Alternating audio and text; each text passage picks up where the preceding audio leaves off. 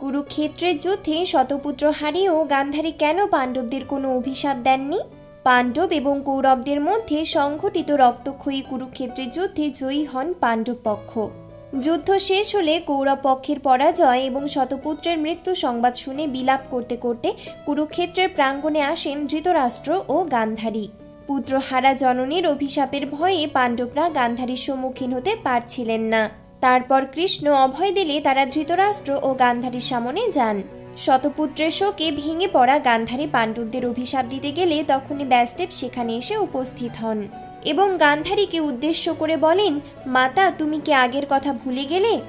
যুদ্ধে যাত্রা করার সময় দুর্যোধন যখন তোমাকে জিজ্ঞাসা করেছিল যুদ্ধে কার জয় হবে, তখন তুমি সত্যি কথাই বলেছিলে। তুমি বলেছিলে যথা ধর্ম তথা জয়। সতী নারীর বচন কখনো মিথ্যে হয় না।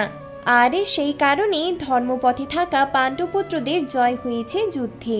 ব্যাসদেবের মুখে এ কথা শুনে গান্ধারী পাণ্ডবদের ক্ষমা করেন এবং অভিশাপ দেওয়া থেকে বিরত থাকেন।